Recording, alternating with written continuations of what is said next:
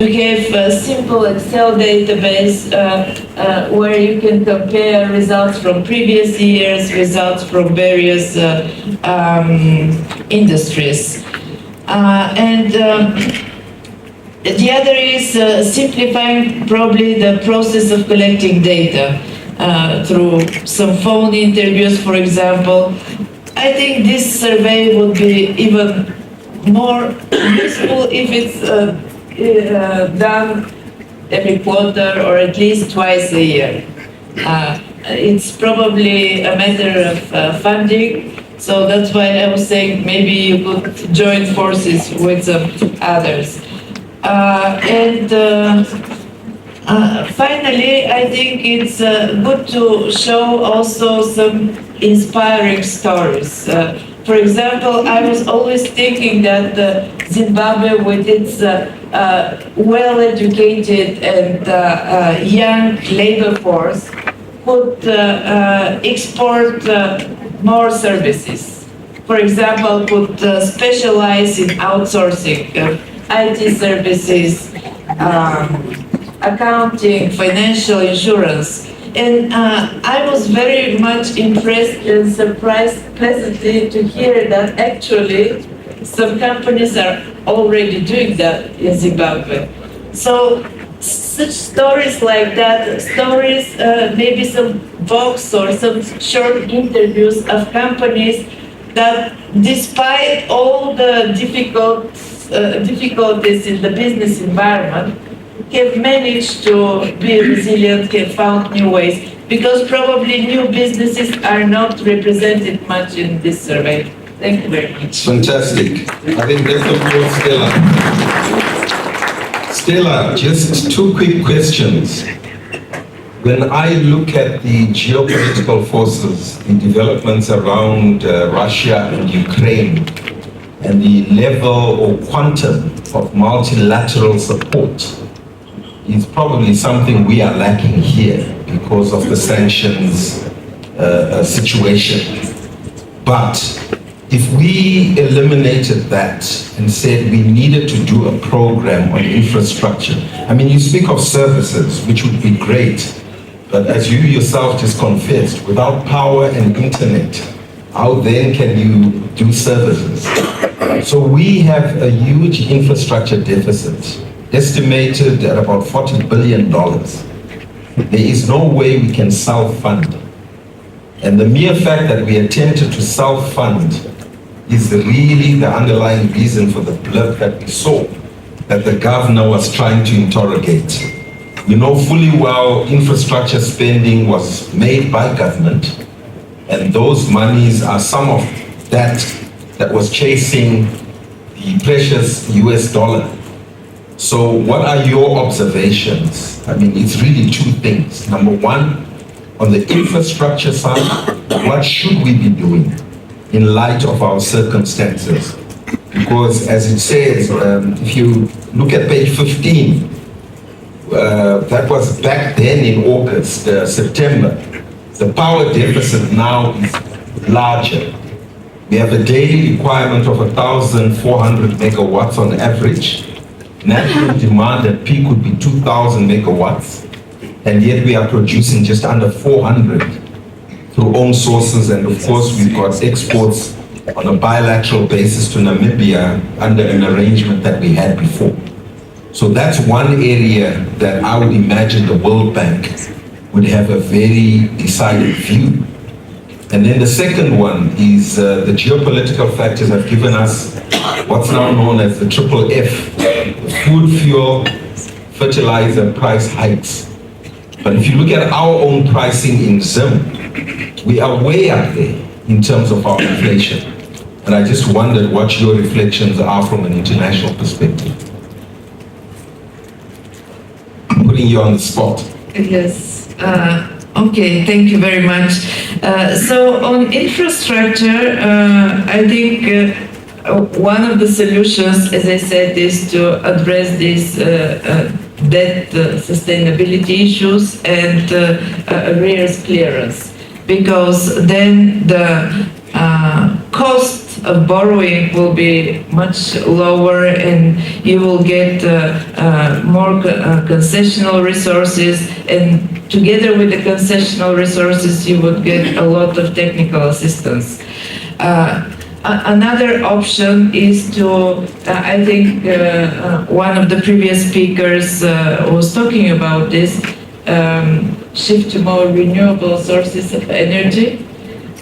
Solar is very good and provide, so the government should provide the enabling environment for that. For I said about this outsourcing, yes, for this you need electricity, you need also reliable internet, but also the cost of internet should be much lower. For example, I think it's here is $70 per month. In my country, it's $10 per month. It's and the internet quality, the speed is very good. So this is critical. And for this, probably you can use. You don't need to borrow for this, but more competition can attract, can lower the prices. Okay. And you can use private sector for that. For inflation, I think I mentioned what is. You're not alone in that. I think in sub-Saharan Africa, 17 countries already have double-digit inflation. So this struggle. We are triple. I know.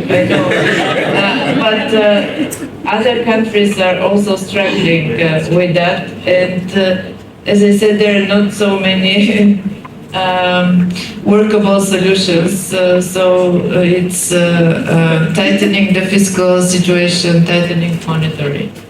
And also probably, again, using this alternative energy sources, which will decrease the cost of energy production. Our enterprise survey shows that 60% of companies here use generators, which is expensive with fuel costs being where they are. Thank you. Okay, Stella, thank you so much for your initial views. Let's turn our attention to a regional perspective.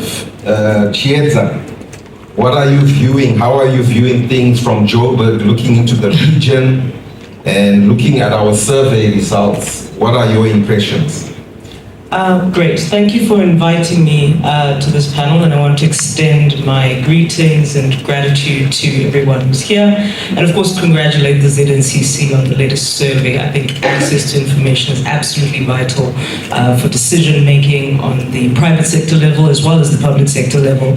And for us in the research sphere, it also provided some important data and analysis on the business environment locally, which relates quite closely to the work that I do in terms of analyzing different business climate risks across 201 markets around the world. So I just want to add a disclaimer. I work on the macroeconomic research side of the business of Fitch Group.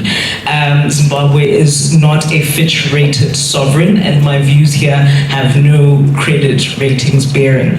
So to start, I just want to kind of bring a global context and to also unpack some areas of the business climate here, which of course the survey report did very well in terms of looking at the hard infrastructure challenges as well as the soft infrastructure challenges within the local environment. And I want to highlight that coming out of 2021, or rather when COVID hit, it actually hit an economy itself that had underlying pre-existing conditions in Zimbabwe and also region-wide. It kind of laid bare a lot of inherent points of weaknesses, but strengths within the economy and resilience, as is the theme of the report, within the business community as well. And yes, Zimbabwe's problems are quite severe, but they're not unique. They are measurable, as demonstrated by the survey. They're comparable, as demonstrated in the work we do. And with time and effort, they are addressable. But context is important, and a greater sense of urgency is key. And what we must remember is that no market operates in a vacuum, and what we do is we actually do rank markets based on the competitiveness of their business climate. So out of 201 countries, Zimbabwe ranks 184th. Our neighboring country, Zambia, ranks 164th. South Africa, 67th. And on the other end of the spectrum, the likes of Singapore rank first. And all of these countries within the region and globally are all competing for the same pot of global capital.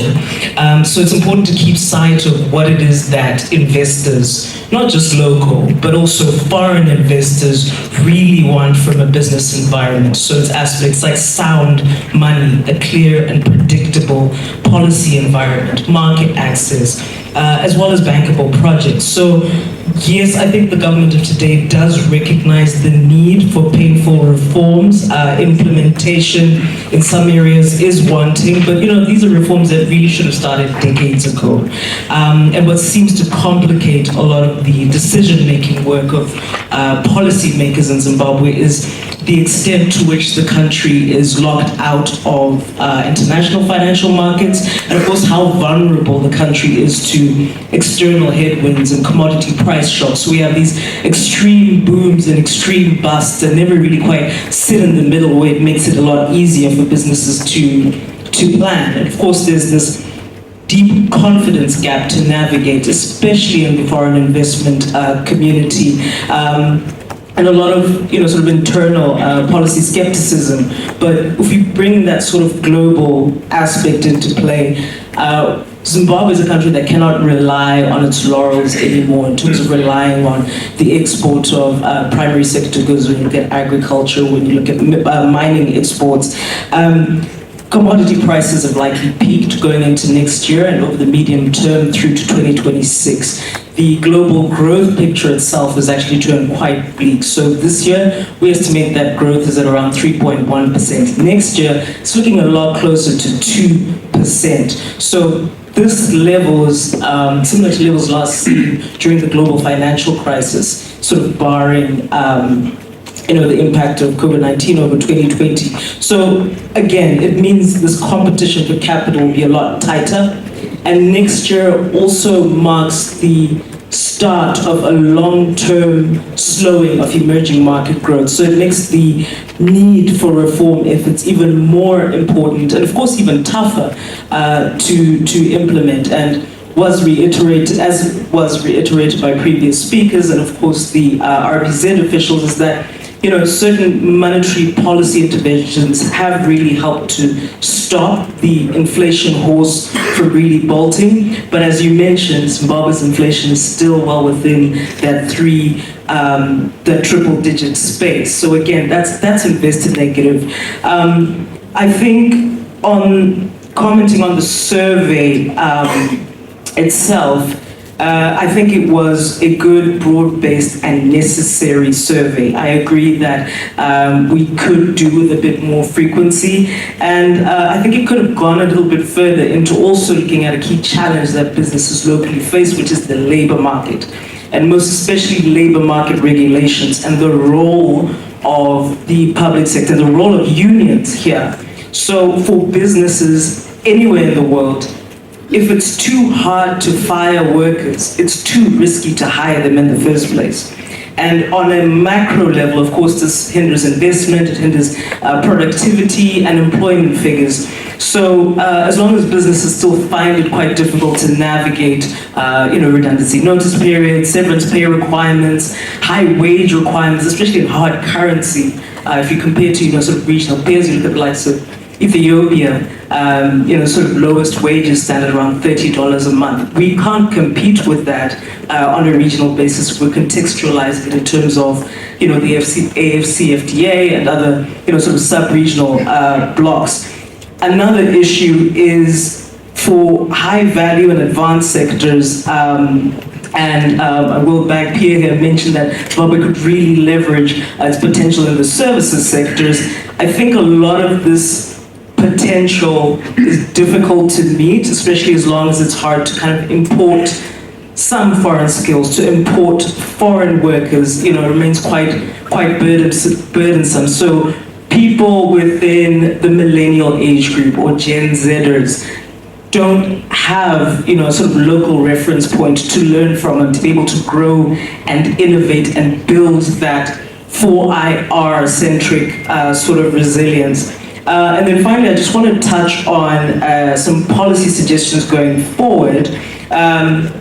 I think the survey, went to great lengths and, was very clear in terms of recommending the enhancement of power availability, the enhancement of anti-corruption efforts, and of course, policy consistency. But to get there, I think boosting institutional strength is key. And yes, it's important to capacitate, legal bodies like the courts, like the ZAC, anti-corruption agencies, but these bodies only come into play when the corruption's already happened. And I think it's important to kind of look at a more proactive than a reactive approach, which some of the markets have looked at. When you look at Singapore, or let's maybe try a closer emerging market example like Mexico, that introduced an e-procurement system to help with sort of auditing the entire life cycle of tender processes, kind of almost democratizing the availability of information on tenders and making all of this sort of freely online, fully removing the middleman, removing the red tape, removing the paperwork aspects. And of course, as has already been mentioned on infrastructure, boosting energy availability is key, diversifying away from hydropower. Yes, there's more thermal power capacity coming online, but there are also issues with feedstock, in terms of coal feedstock, so it's very important that the government looks into that as well.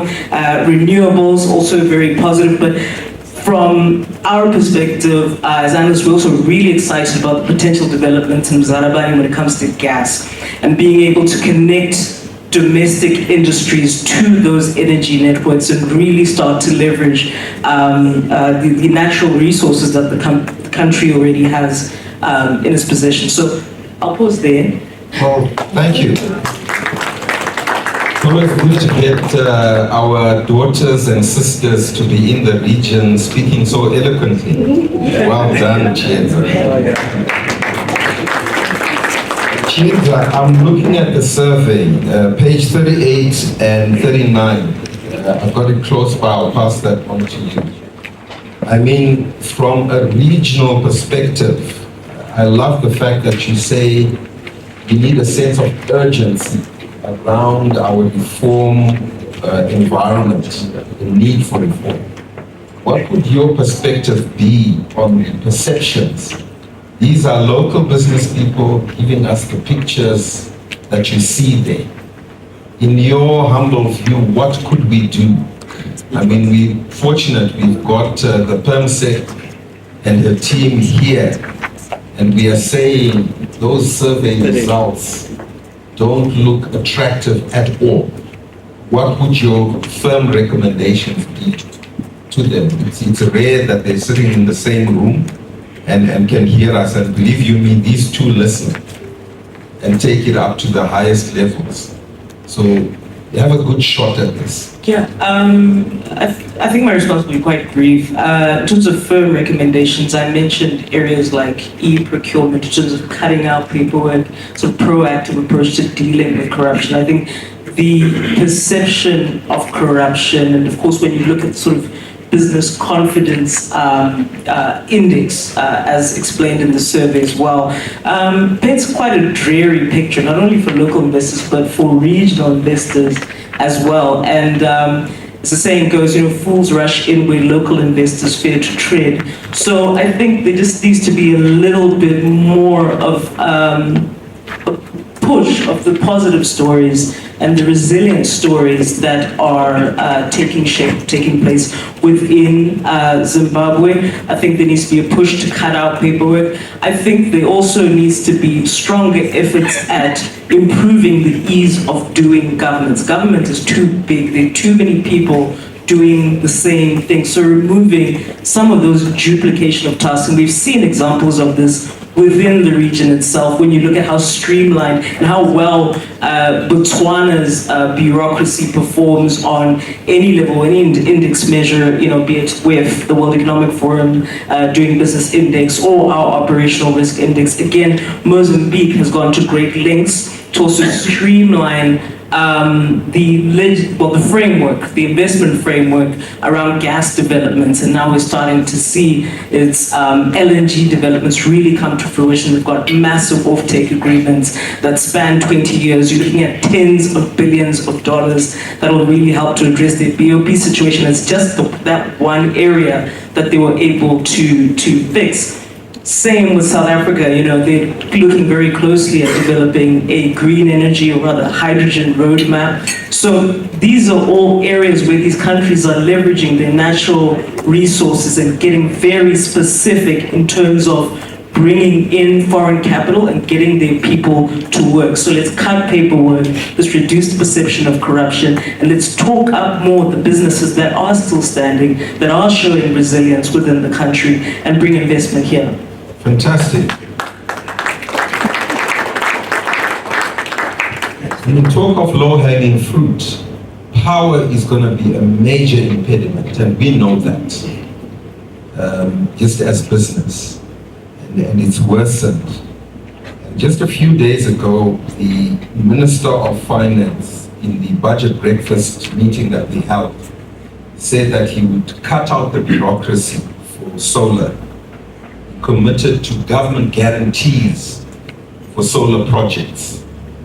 He committed to a tariff of 10.36 cents per kilowatt hour. And I think the bureaucracy, anybody with power capacity, we should demonstrate the same developments that we saw in Mozambique with regards to gas. And this is really for our own good. And my hope and wish, I hope the Reserve Bank governor will still be here. I hope his team are still here. There's an anomaly that still prevails, and I'm sure Ephraim can confirm this, that for banks to actually give out loans in foreign capital, we can only fund power structures or power infrastructure with a predictable environment. So we've got a plan that takes us to 2030, but there is this anomaly that still remains, where the forex arrangement is only certain to 2024, and that's not aligning. That should be, a stroke of a pen, and a stroke of a pen, they should extend that to 2030, in my view. But I'm saying to you, Ephraim, how do we get money? How do we get access to capital at a critical time? If we're not careful, we're going to cut our nose to spite our face. And yet, this is low-hanging fruit. They normally say government operates at 3 speeds: slow, very slow, and stop. So we don't want that. We don't want that. And I can see the secretary looking, give me the eye. And I'll give you an opportunity. Prove me wrong with power. And then we will be smiling. Okay? So over to you. Your perspective on the survey. Of course, leading on from that point to say, we have a crisis. And we responded. I mean, to your credit, PS, I love the response on COVID. Because I chair the private sector COVID response. And I think we need a private sector power response to actually just look at power and liaise with government on the power side, because that's urgent. But let's go to the expert, Ephraim, tell us. Thank you, Nigel. Thank you. Okay, I don't intend to run away with the speakers in the midst of the celebrations.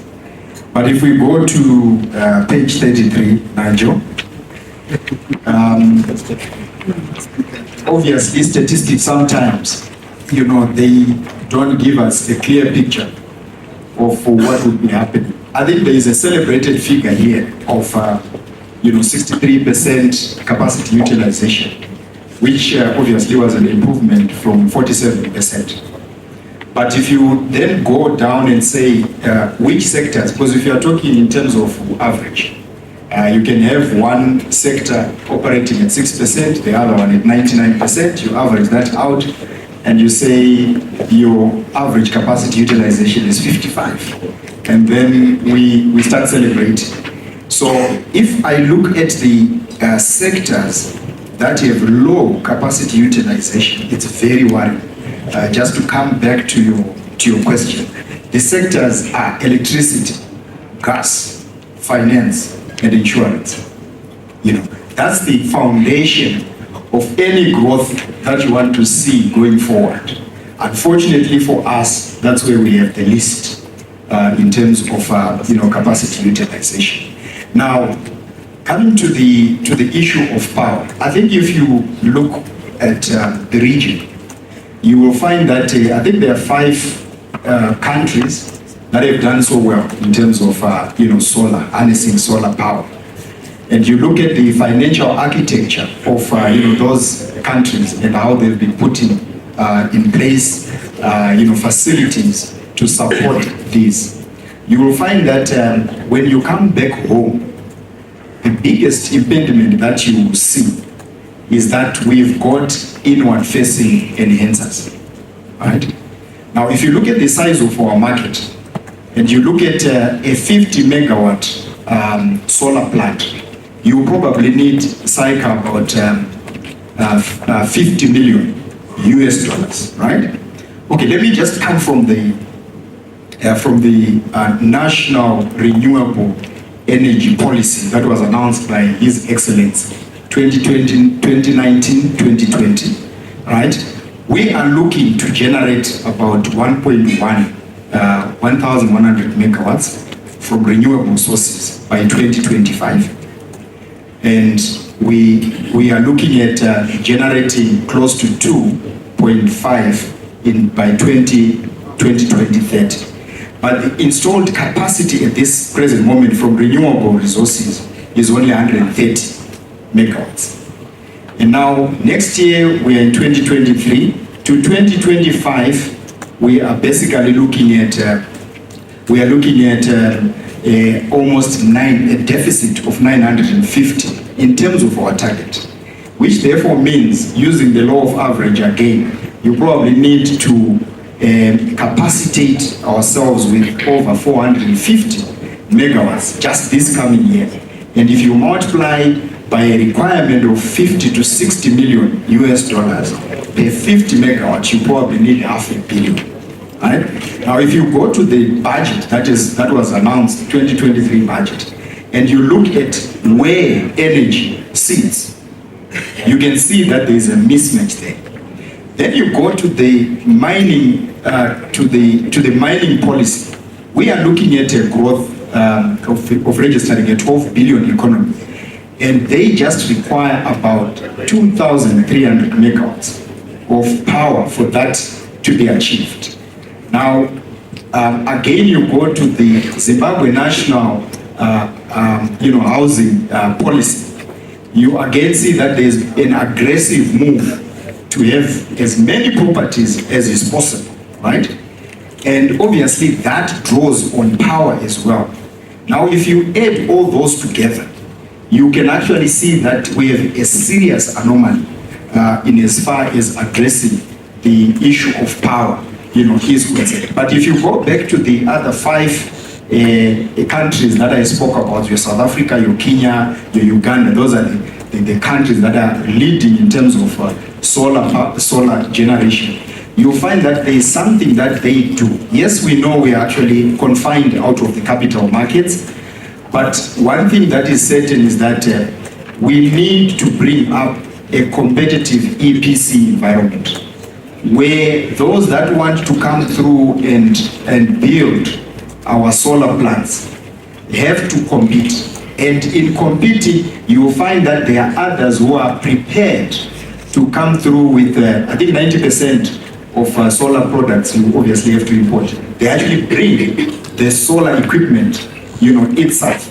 And that way we are sort of circumventing, going straight into the capital markets because of sanctions and other issues. But what do you find when you come back home? Now, why I was saying we have inward-facing enhancers is that you find that you normally get prescribed asset status. That one is very easy to get.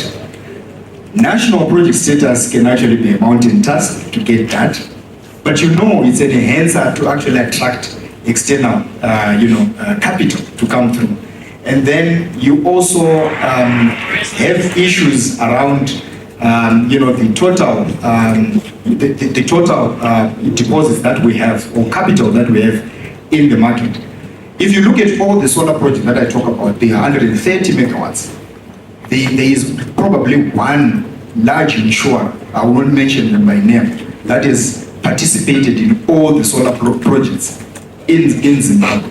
So the space for further funding is obviously constricted. So we really need to look outside and say, what else is it that we need to do to attract capital in the face of the sanctions, that we always, talk about.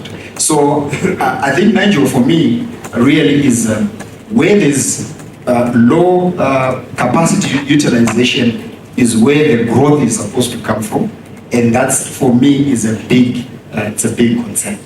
Fantastic. I think I love your alignment. Or is it your non-alignment equation? And I would imagine that this is something that is so critical. Your observations, I think, are spot on. Now, is there capital? I mean, you talk of 450 million. The minister speaks of doing $100 million bond, and this is where it gets to me. We've spoken about that for the past 3 budgets, and it hasn't happened, and that worries me. But we're at a critical stage when we should actually be floating a bond. What are the financial markets looking like for Zimbabwe? Could we successfully float a bond in 2023? We need $500 million. I mean, Zambia, at the pop of a hat, do a $2 billion issue just like that, as Chieza will tell you. What are the prospects for us to float a bond in 2023? Thank you, Nigel. I think the prospects are there. You sort of touched on the issues when you introduced the subject. I don't think we'll be looking domestically, for the support of that bond. So obviously, the bond has to have certain enhancers, and it has to attract the external capital. And one of the key issues, I've looked at a number of solar generating projects, and you find that currently, the smaller your station, the higher your tariff. The bigger your station, the lower your tariff. Right? I find that a little bit awkward. Yes, you may want to apply the concept of economies of scale, but I think it's misplaced there, because you can only apply economies of scale when you are already implementing. At this stage, you are actually attracting someone. So make it unbelievable to the external guys to come through and support your bond. So currency issues, there should be conditions that will then allow for capital to go back to where it went in the correct form. That is, if it's dividends, it has to go at the correct time and in the right amounts. You also have the issue of the tariff. If it's below 10, it's not possible, actually. 10.36? Yes, if it's below that, but currently on the market, I think the average is 8.83. Then the government guarantee, yes, will also